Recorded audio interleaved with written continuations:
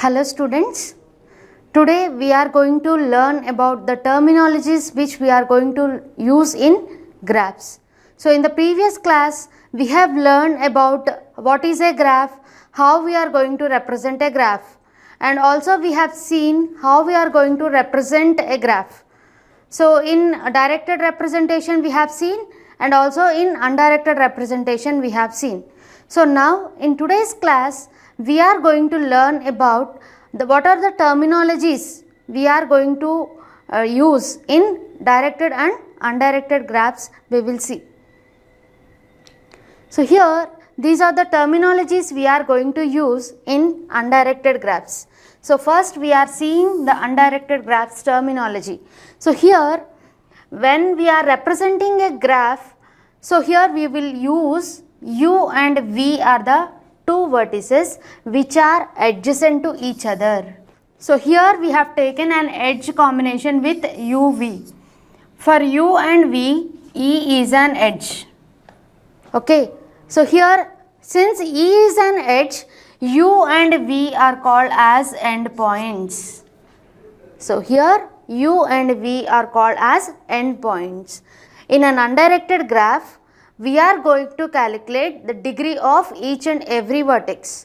So now how we are going to calculate the degree of vertex? Based on the number of edges incident on a vertex. So here degree of vertex is nothing but the number of edges connected to a particular vertex. That count will be called as the degree of a specific vertex. And if a loop exists, then the degree of that particular vertex will be counted as twice.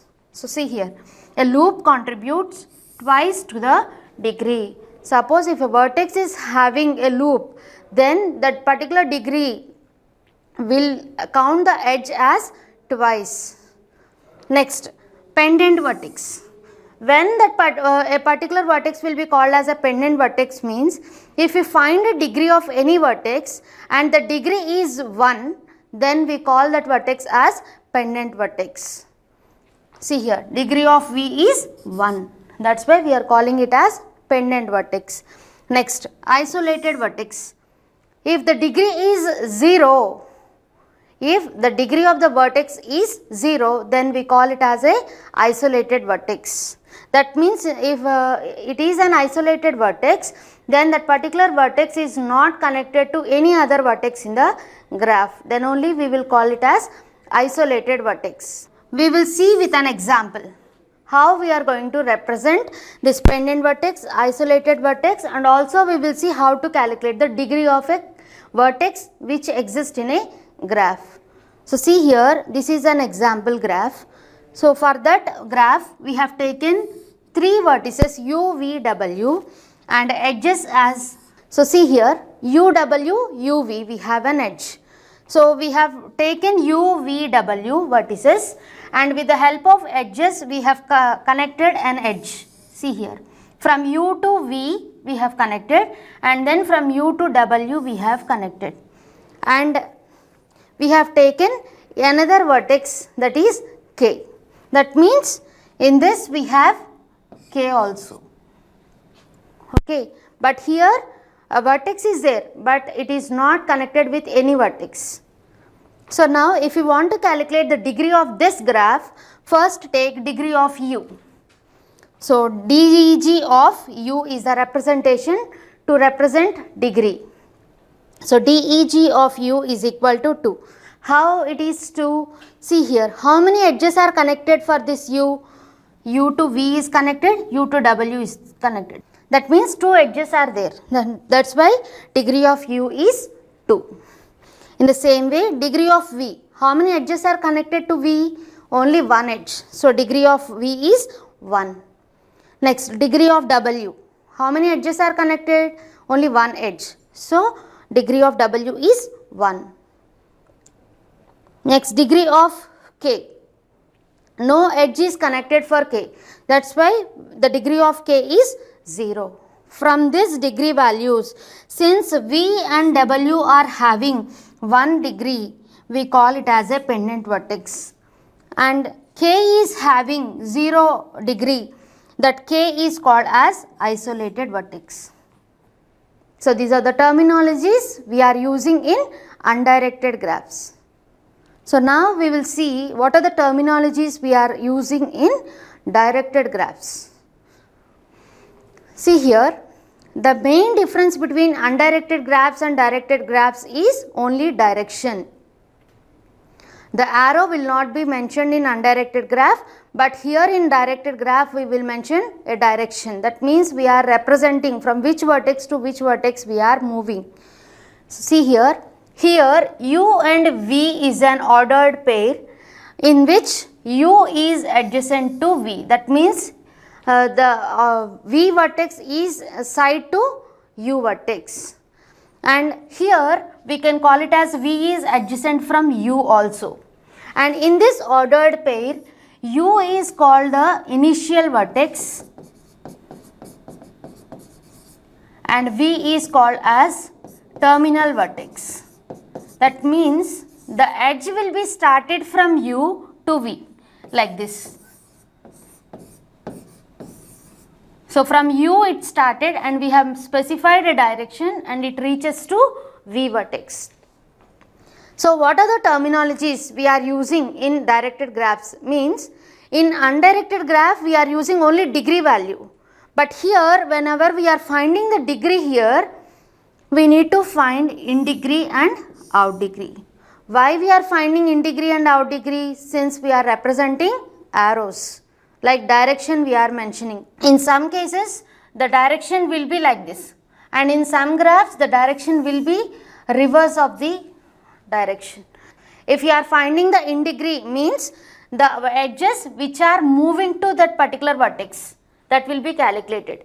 If we are finding the out degree of that particular vertex means from that vertex the arrow direction is outside the edges will be considered. In this see here, how we are going to represent in degree means degree DEG minus of U. So to represent in degree we are using the symbol minus here, and here how we are going to calculate in degree means number of edges for which U is terminal vertex. So number of edges for which U is terminal vertex. The terminal vertex should be U, then only we will consider. See here in this example, U, V, W are there. Here suppose if you take W, for this W, from U we are getting an edge to W. That means this will be the terminal vertex and this will be the initial vertex. So this W is a terminal vertex now. So here for W we are getting an edge from U. That means towards W we have the direction. So this will be counted in degree. So in out degree, from W the direction should be outside to other vertex. That particular edge will be considered as out degree edge. So see here, in out degree we will use the symbol plus, DEG plus of U, and here the number of edges for which U is initial vertex. Previously we will consider in undirected graph, if a loop exists we will count it as twice. But here in directed graphs we are considering one count in degree and another count in out degree. Okay. So we need to count it as twice itself, but one count should be added in degree and another count will be added into out degree. So we will see with an example. See here, we have taken a vertices U, V, W and edges. From these edges we have drawn a graph U, V, W. We have taken U vertex, V and W. First edge is U to W. From U we have drawn W edge, and then from V we have an edge. So here VW means V is the initial vertex and W is the terminal vertex. That's why from V we have drawn an edge, and then we have an edge U comma V. So here U will be the initial vertex and V will be the terminal vertex. So from U we are going to draw a edge to V. So this is the graph. So from this graph we need to calculate the degree values. So we already know that if it is a directed graph, we need to find in degree and out degree. So see here, DEG minus of U. So we have calculated first in degree of U. Okay, in degree of U means the direction should be towards U. Okay, the edge direction will be counted whenever the edge direction is towards U. But here towards U we doesn't have any edge. That means in degree of U is 0. Okay. So now what is the out degree of U? So how to calculate out degree? From U, outside direction, how many edges we have? So from U we have 2 edges in outside direction, which are forwarding to another vertex. So we have 2. So that's why degree, out degree of U is 2. Next, if you take V vertex, so what is the in degree of V? That means what are the edges which are directed towards V vertex. So one edge only we have. That's why the in degree of V is 1. And now what is the out degree of V? The edges which are outside to V, only 1. So here the out degree of V is also 1. Next, for W, in degree of W is, we have 2 edges which are towards to W vertex. So in degree of W will be 2, and from W we doesn't have outside edges. That means the out degree of W is 0. So in this way we need to calculate in degrees and out degrees of a directed graph. We will see. So what are the key points we are going to use whenever we are using an undirected graph? So here already we have said that if a loop exists, we are going to count it as a twice.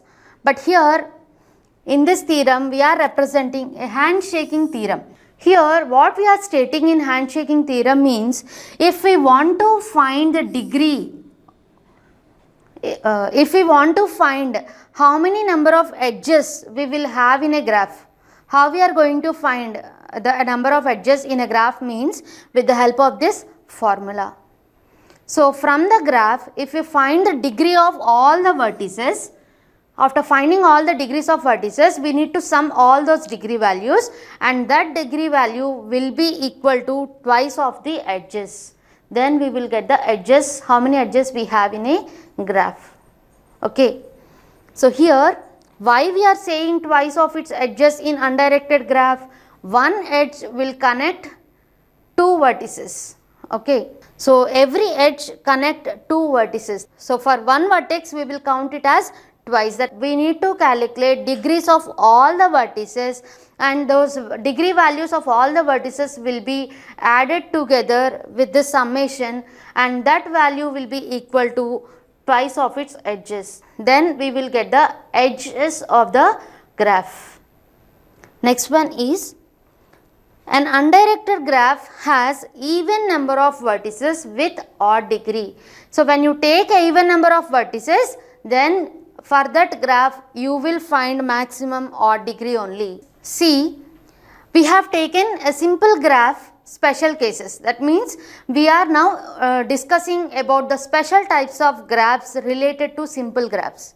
Okay, in that we have, first one is complete graph. So that complete graph will be denoted by Kn, and here n represents number of vertices in a graph, and this graph is a simple graph.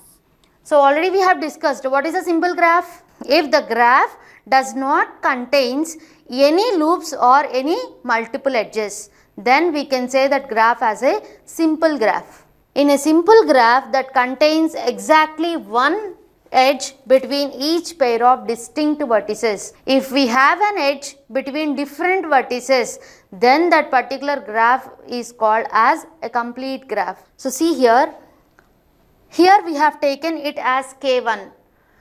In the definition we are saying that each pair of distinct vertices. If the graph is having 2 vertices, then we can say that as each pair of distinct vertices. That means Since the graph is having two vertices, then between those two vertices we can represent an edge. But here we have taken the vertices itself as 1. That's why there is no edge in K1. But here when you take two vertices, between those two vertices we have an edge that is represented as K2. So here this number indicates how many number of vertices we have in a graph. So here we have taken three vertices and we have connected that three vertices, and this is represented as K3. And here we have taken 4 vertices combination. Next one is cycle graph. Here when we are representing a cycle graph, that graph should be started and ended with the same vertex. When we are writing a path for that cycle graph, it starts and ends with the same vertex. See here, and the cycle graph will start from 3 vertices itself, and this is represented as Cn, and the condition which we are using is n greater than or equal to 3. That means the number of vertices should be start from 3. Then only we can apply cycle graph. And here it consists of vertices, and also it consists of edges also. For this cycle graph we have taken 2 examples, C3, C4. So here in C3 we have taken 3 vertices and we have connected those 3 vertices with a cycle form, and that is represented as C3. And in here we have taken 4 vertices, represented it as C4. And next one is wheel graph. So to get wheel graph we need to have cycle graph first. From that cycle graph only we will get the wheel graph. So how we are going to denote wheel graph? With Wn. Here n indicates number of vertices, and this wheel graph will be obtained from cycle graph. How we are going to get wheel graph from cycle graph? By adding additional vertex to Cn. By adding an additional vertex to Cn, those new vertex should be connected with all vertices to the new vertex by new edges. That means first initially we need to add a new vertex in the cycle graph, and that vertex should be connected with an edge to all other vertices in a graph. Then only we can obtain wheel graph. See here, initially this vertex is not there.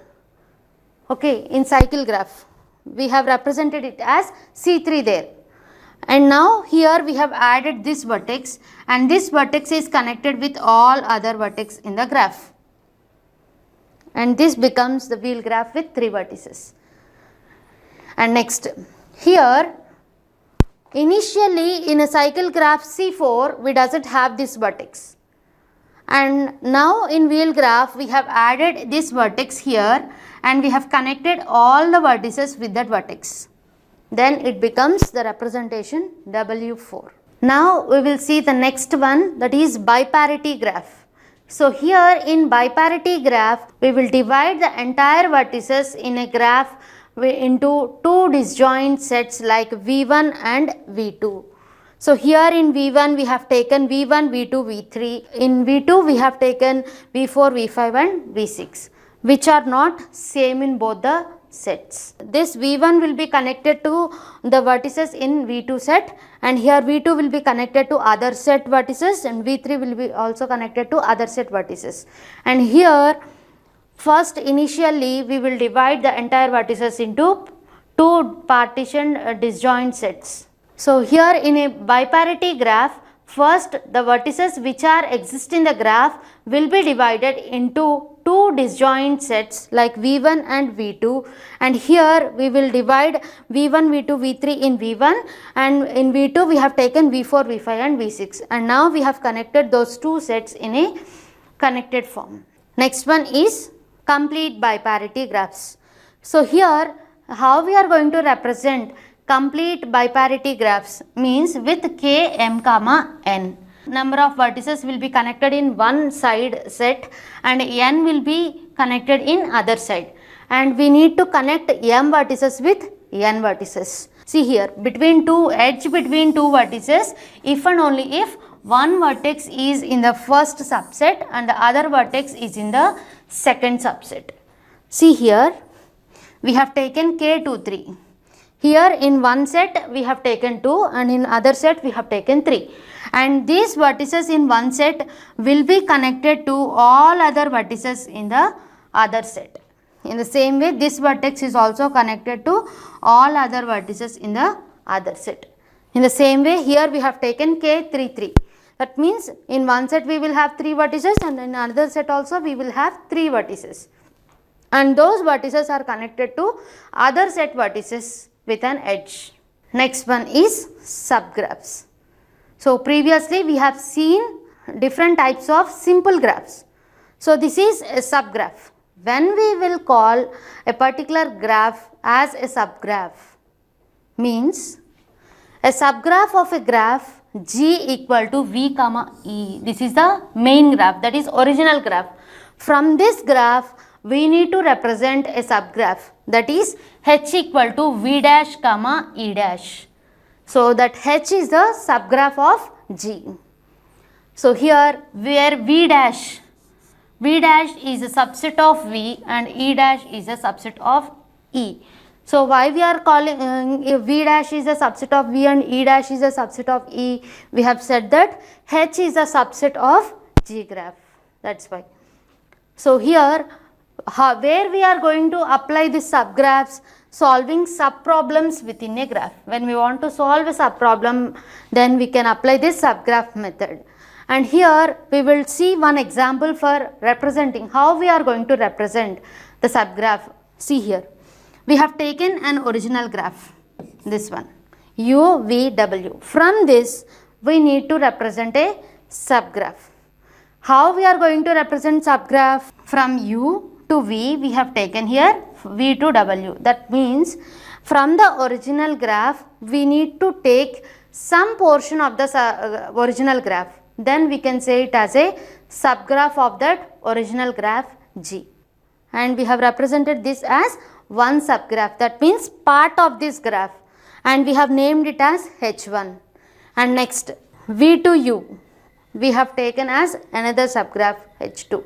We will see how we are going to represent the given graph. So we can represent in a matrix form we have seen. In that matrices we have two different types. One is with incidence we can represent and another one with adjacency we can represent. So what we are considering in incidence and what we are considering in adjacence means, so here in adjacency matrix we will care only about vertices information, but whereas in incidence we will care about the edges information and those edges are connecting to which vertices, and here which vertices are connected to which vertices we will see. So as an example, see here in incidence matrix we have taken these vertices V1, V2, V3 so on Vn and the edges as E1, E2 so on Em. Those are the vertices and edges. So here the representation is same. It is an n by m matrix which is represented as m equal to mij. And here the condition is different here. When you apply mij, in that mij we will place 1 and 0 only. Then if the edge is incident to that particular Vi, then only we will place 1, otherwise 0. In incidence matrix we are taking care of edges information only. When that particular edge is incident to Vi, then only we can place 1, otherwise 0. See with an example, we have taken this graph and for this graph we need to mention an incidence matrix. So this is a incidence matrix. So already we have seen that we are going to consider the edges information. That's why previously we have seen that in a matrix representation both sides we are taking vertices. Since it is an incidence matrix, we are considering here the vertices and here we are considering edges. In this matrix we are going to consider one side vertices and another side edges. Okay. So what are the vertices we have? V, U and W. So we have taken V, U, W. And what are the edges we have in this graph? E1, E2 and E3. So those edges we have taken here, E1, E2, E3. Okay. So now we will see from this V whether we have even edge or not. If we have an even edge, we will place 1, otherwise 0. So now see, take V. From this V, which edges are connected? E1, E3. So in place of E1 we have placed 1, and in the place of E3 we have placed 1, and in E2 place we have placed 0. And next, take U. Next vertex is U. From U we have E1 edge and E2 edge. That's why E1 place and E2 place we will put 1, and here we will put 0. Next, W. From this W we have E2 and E3 edges. So in the place of E2 and E3 we will put 1, and then in E1 we will put 0. So here in this example, in one side we are taking vertices and in another side we are considering edges. Okay. Next one is adjacency matrix representation. So previously we have said that in incidence we are considering edges information. In adjacency matrix we will consider about vertices information, and here also we will apply the same method. Previously we have considered 1 if that particular edge is incident to V, but here we will consider Vi and Vj are adjacent vertices or not, and this is for undirected graph. If it is a directed graph, we will consider 1 if Vi comma Vj is an edge of G, or otherwise 0. In adjacency matrix we have for undirected graph and for directed graph we are applying the same, but if we have an edge to that particular vertex then we will represent 1, otherwise 0. This method we will see as an example. See here, we have taken U, V and W. This is the undirected graph example. So here in this matrix we will consider vertices, and in another side also we will consider vertices. So for this representation, first we will take V vertex. So here we have taken V. For V, U and W are connected. In place of U and in place of W we have placed 1, and here we have placed 0. Why? Since we doesn't have any self loop to V, we will place 0. From V to V, place 1 means it is a self loop, but here self loop is not there, so we put 0 here. Next, take another vertex U.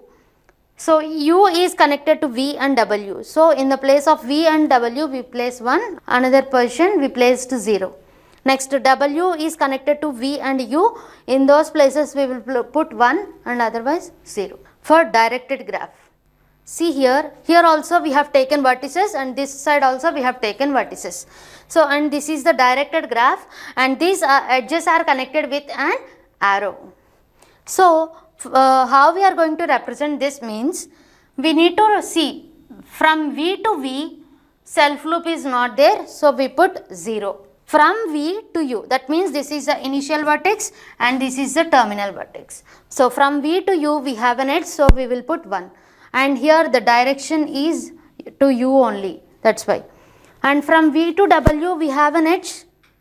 From V to W means like this it should be there, but it is in opposite direction, that's why we will put 0. Next, from U you check. From U we have an edge to W, no other edge is there, so in place of W we will put 1, and in other places we will put 0. Next, from W it is moving to V, that means in the place of V we will put 1, and in other places we will put 0. So this is the representation for directed graph, and you practice for these two graphs, then you can able to understand how we are going to represent adjacency matrix and incidence matrix. Next concept is graph isomorphism.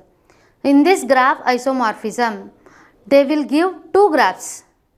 We need to check whether those two graphs are isomorphic or not. What is isomorphic? Whether those two graphs are same or not. Okay. So how we are going to say the two graphs are same? These are the conditions we are going to apply. See here, two graphs G and H are isomorphic when if they have common adjacency matrix.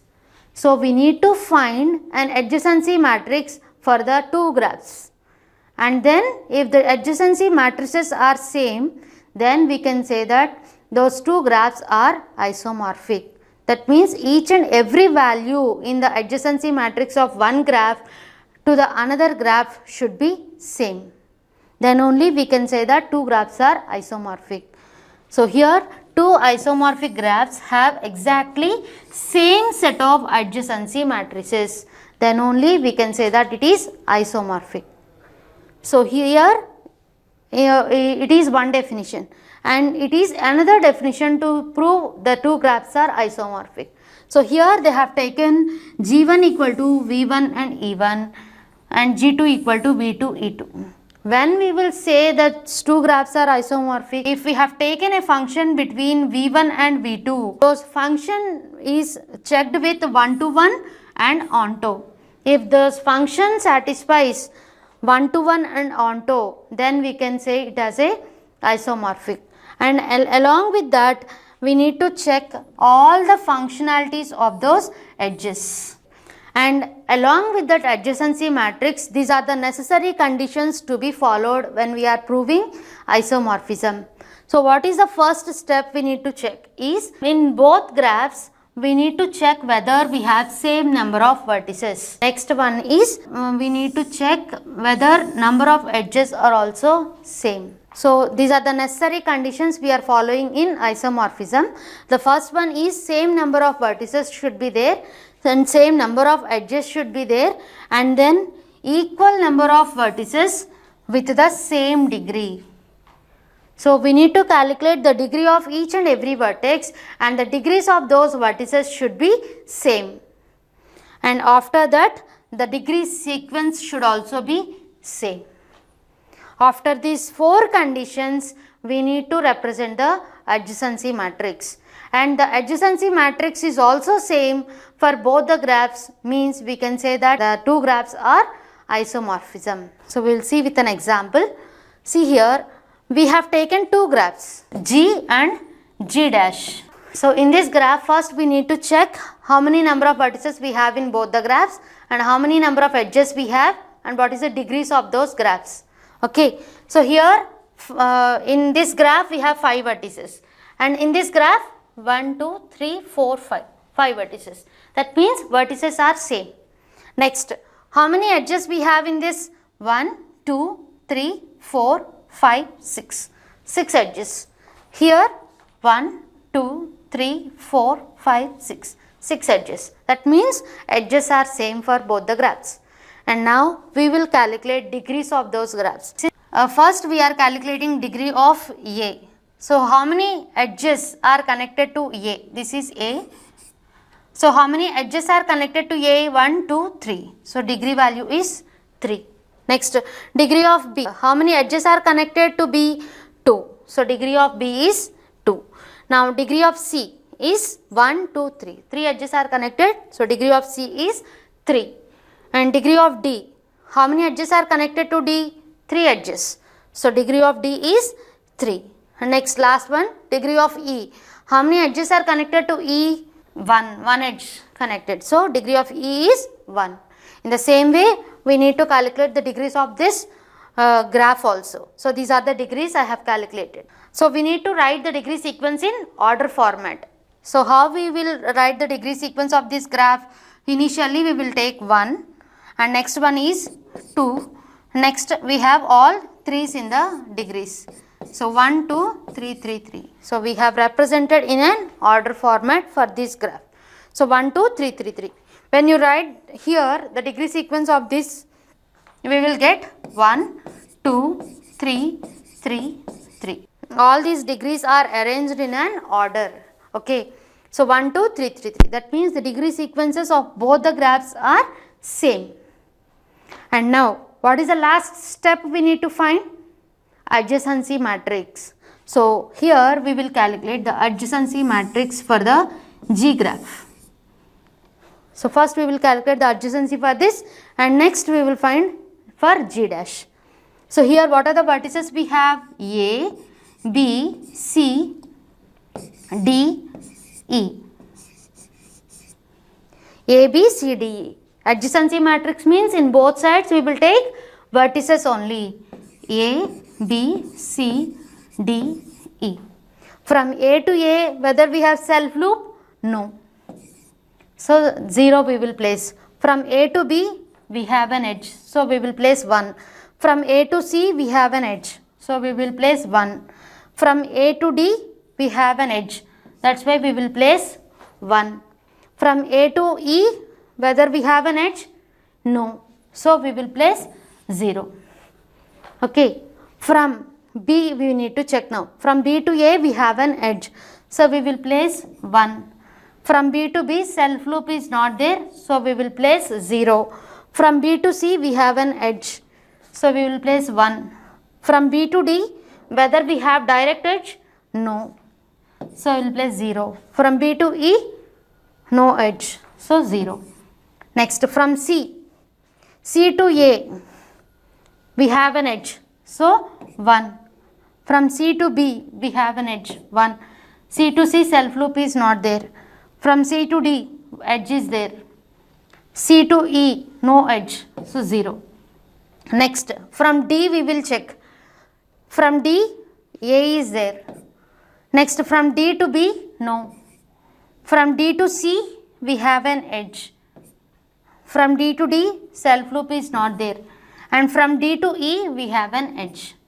And the last one is E. From E to A, we have an edge? No. So we will put 0. From E to B also we doesn't have. 0. From E to C also we doesn't have. From E to D, we have an edge. So 1. E to E, no self loop. This is for G graph. So now for G dash, same A, B, C, D, E. So A dash, B dash, C dash, D dash, E dash.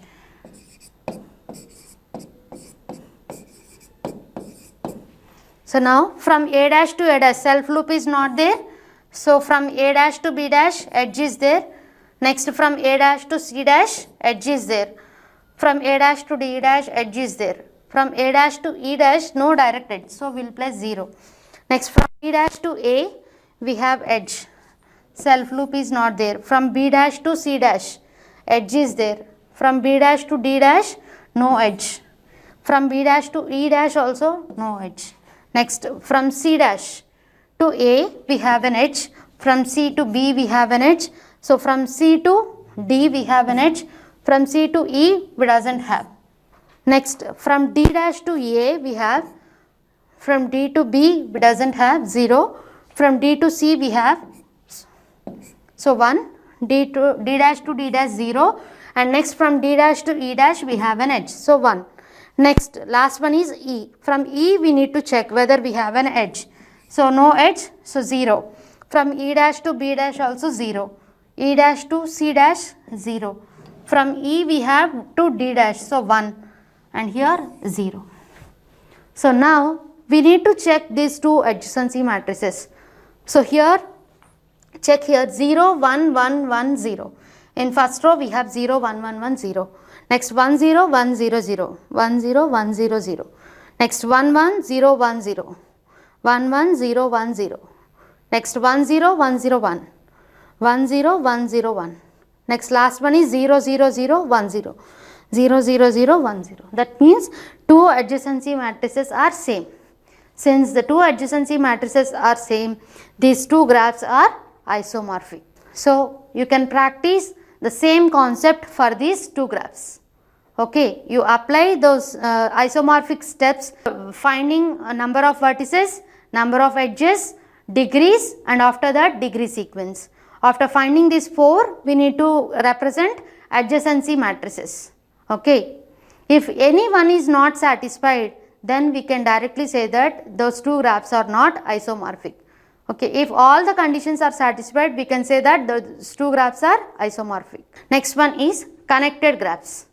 So here for a graph, when we will say that particular graph is a connected one, means, see here, a graph is connected if one can move from each vertex of the graph to every vertex of the graph. That means if you start from one vertex and if we can move from that vertex to all other vertices in the graph, then we can say that that particular graph is connected.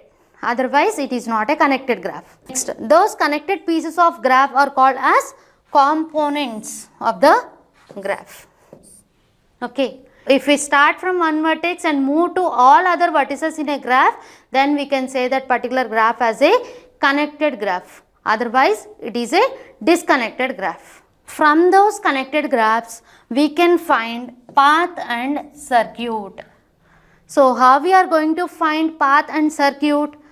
So, here we will have edges and vertices. From those vertices and edges, how we are going to find path and circuit?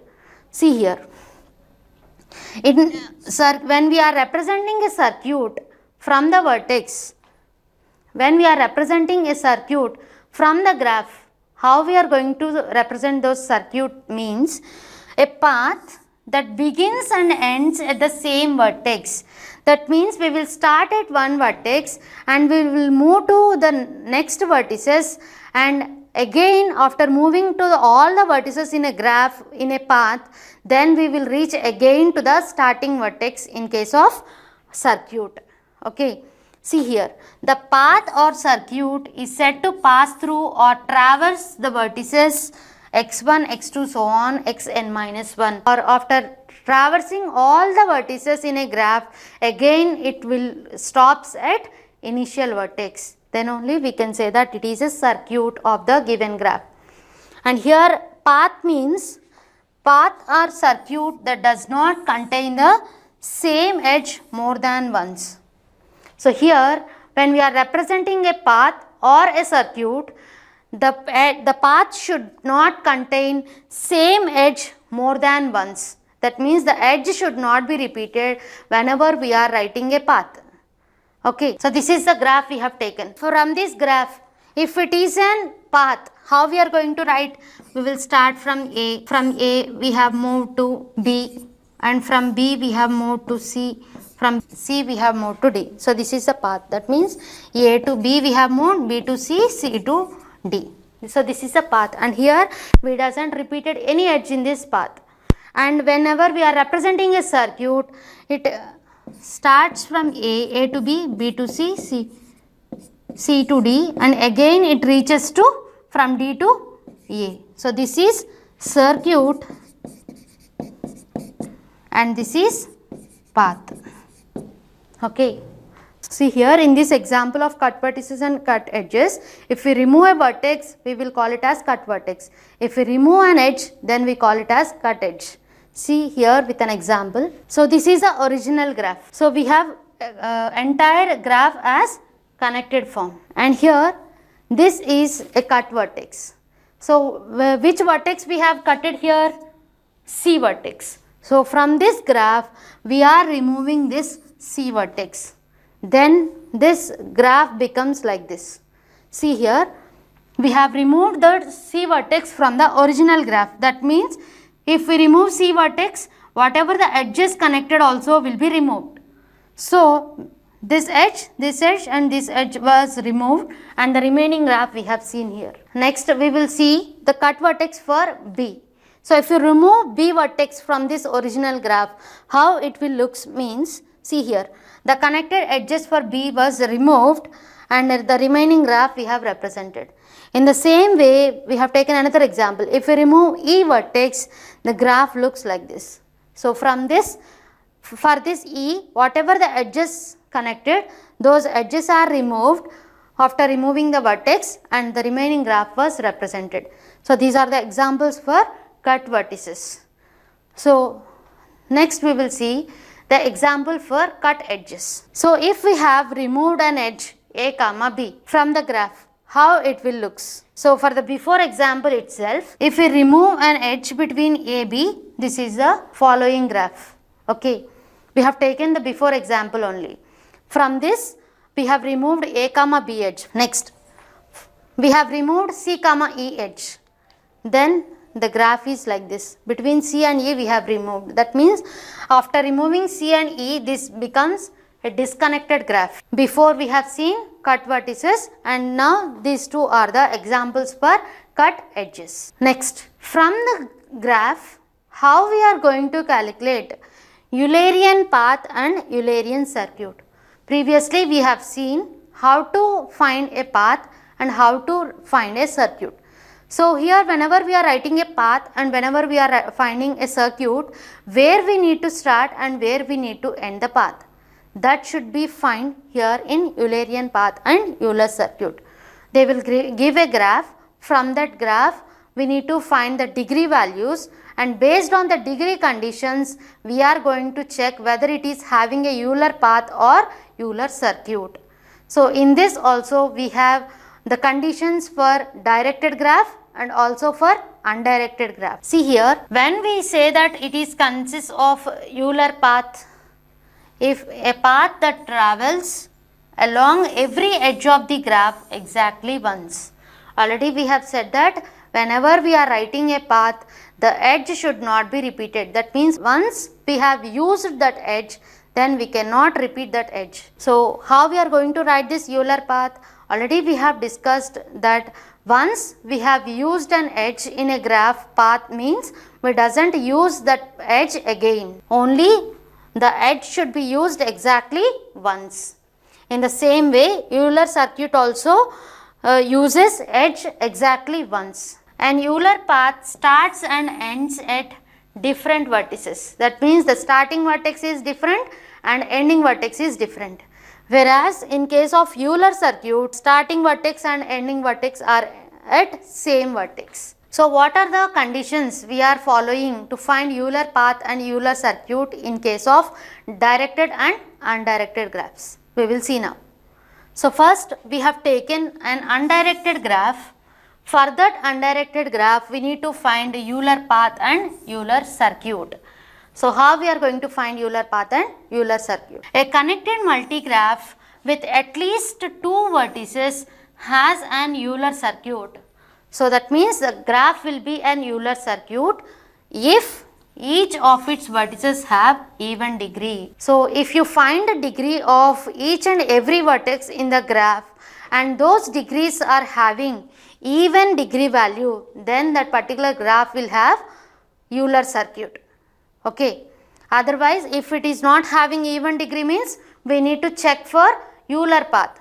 So when we will say that is having Euler path, so if it is having even degree, we can say that it is a Euler circuit. If it is not having even degree, we need to check for Euler path. So how we can say that is having Euler path? If exactly two vertices of odd degree are present in those degree values, then we can say that it is having Euler path. If this condition is also not satisfied, then we can say that that graph is not having Euler circuit or Euler path.